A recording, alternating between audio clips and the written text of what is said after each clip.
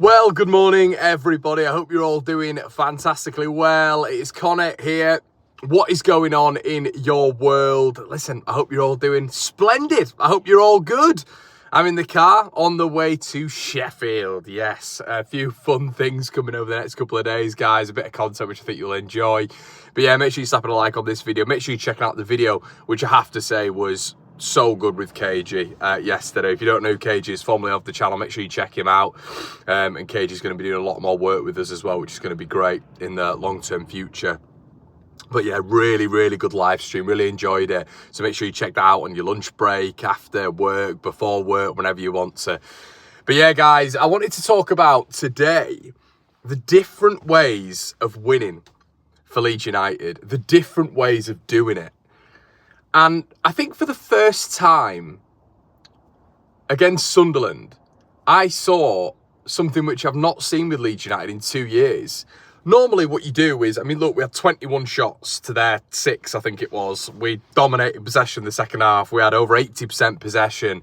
We had 11 shots in the second half to their 2. And it was a game of 2 halves. I thought Sunderland were a lot more aggressive in the first half. And Leeds were just what Leeds get like in the second half, which is if we're not to our stand in the first half, we ramp it up a level.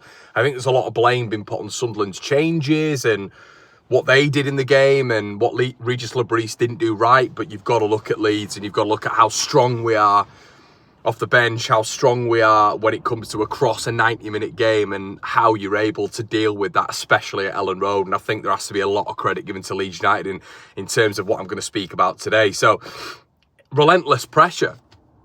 Now, normally in football, it's all based on shots, right? It's all based on creating chances. But what we don't talk about is a team having relentless pressure and just the ball. Now, what I mean by that is Leeds didn't do that much the other night. You know, aside from a Joel Peru shot, aside from a Dan James header, which was cleared off the line, aside from a couple of half chances, we didn't do that much. But what was interesting when you were hearing the Sunderland interviews afterwards, specifically Dan Neil, was he was talking about this thing, relentless pressure, and dealing with that for 90 minutes with Leeds United and us grinding them down. And it's something as a fan base we don't speak about. We always speak about the technical level. We always speak about Leeds shots on goal. We always speak about individual moments of brilliance. We always speak about changes, this, that, and the other. But what you don't speak about is just how mentally debilitating it is for the opposition team dealing with what Leeds United are producing. And against Sunderland, it was so evident. Because like I say, we didn't do much. But it's dealing with that. It's having the focus, the concentration, the know-how to just deal. And the only team I can think of this season that has done that at Ellen Road, and it brought me back to it a little bit, was Blackburn Rovers under John Eustace. Another team that did it was Burnley, who dealt with it, relentless pressure. But Leeds are not the same side as what we were against Burnley. I don't think we are the same side since we played Blackburn, which I believe I saw a statistic the other day.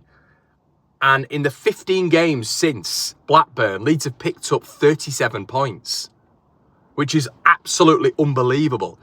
So Leeds have gone into a different gear. I've spoke tactically about how we're pressing out wide a lot more aggressively. That's a big change for me. I feel like Leeds United are way more aggressive on a press, albeit the other night it didn't seem in the first sort of 30, 40 minutes we were. But generally, we've definitely evolved our play in that respect. We look 2 to 3 yards at least higher up the pitch when the opposition have the ball. But coming back to just Leeds having the ball and Leeds trying to orchestrate something, the overloads, you know, the underlaps, Tanaka having the ball, looking to pick out a pass going forward. The midfield moving in different areas, the yin, the yang. Leeds changing up that midfield composition. Rothwell coming on. Oh, now what have we got to think about? Now we've got to think about a little bit more proactiveness in the midfield, not just a player who's maybe just going to tick it over, but when he's ticking it over, Leeds still might find space when he's doing that, you know? Rothwell is a more complete midfielder on a different conversation, but Gruev does bring something which the opposition have got to think about. You bring Joseph on. And then you've got Joseph and I believe it was Peru at some stage with Leeds have then got 2 strikers on the pitch. How do you deal with that? So obviously the substitutes are a massive part of that relentless pressure. But throughout the game, You just look at the heat map, and we were just camped in Sunderland's half. Camped for 70% of that game. And Sunderland were purely working on the counter-attack, and they did it so well. Best team we've faced this season, in my opinion, over 2 legs. Albeit, you know, us struggling to pick up all 3 points against Blackburn. Sunderland were the best footballing team we've come up against. The team of which you thought, ooh, they could hit you here. They could hit you, you know? But isn't it an interesting aspect of the game now that Leeds United play? Having the ball consistently and not even creating chances, but it is the concentration and the focus of the opposition which has to be spot on to beat Leeds United. And as I say, we've evolved since Blackburn. We've definitely evolved since Burnley, the fixture at Ellen Road. And Leeds just having the ball, moving it side to side, trying to create these little pockets, bringing substitutes on. We're not even doing anything. But it's that opposition fatigue mentally and physically, which was so interesting the other night. And it is another part of Leeds United's play, of which you realise after that Sunderland game, they've got to deal with. It's a top side at this level, who still, by the way, could get automatic promotion. You know, we beat Sheffield United, Sunderland win. It's down to 5 points again between them and Sheffield United. So there's still a lot of scenarios here that we can talk about, but I just wanted to touch on that specifically. I was watching the extended highlights, and I was thinking to myself, as a former academy player, if I'm playing even at that level, nowhere near that level, but when I was playing at that level, I can't imagine focusing and concentrating and moving as a unit left to right, keeping hold of your man, making sure you're cutting off the passing lanes, making sure your 1v1 battles are perfect. And Sunderland did that throughout the whole 90 minutes towards the back end, where they started melting. It started breaking apart a little bit, like the ice. Global warming, ice just moving apart. That's exactly what it was. And that relentless pressure from the sun onto those ice caps, but from Leeds United onto Sunderland, just us moving the ball, having possession. And that is why possession is so important to this Leeds United side. It's critical, because how can a team deal with that? How can a team deal with cutting all those things out, cutting all those things off for 90 minutes? And on top of that, you've then got a Leeds United side who can bring that off the bench. In Ramazani, in Nonto, in Rothwell, in Strauch, in Joseph. It's unheard of at this level. Absolutely unheard of. And there's a conversation right now of, is this the best championship squad in history? I've seen a lot of neutrals saying it as well. You know, it's better than that Newcastle side. It's better than that Reading side. Let me know in the comment section below what you think, especially if you're a neutral.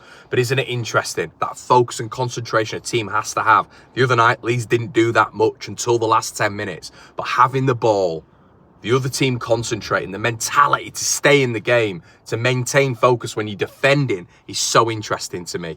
But guys, let me know what you think in the comment section below. Have Leeds evolved in that respect? I think we have. I think we're a different team. A completely different team. And I think we're evolving every single week. That was a different side to Leeds. We're not peppering the goal. We're not absolutely relentlessly battering them with big chances. And the stats back that up. But it's that relentless pressure of having to deal with Leeds' possession stats. Can they do something? How do they do it? We've got to concentrate. We've got to focus here. How do we dictate? How do we keep Leeds from dictating this tempo completely? The focus up here must have been unbelievable. And that was the Dan Neil interview, which really brought me to it. He looked completely deflated. They were in the game. He mentioned that, but then they were out of the game towards the back end. And the focus went, the concentration went. Let me know what you think in the comment section below, everybody. I'll see you in a bit.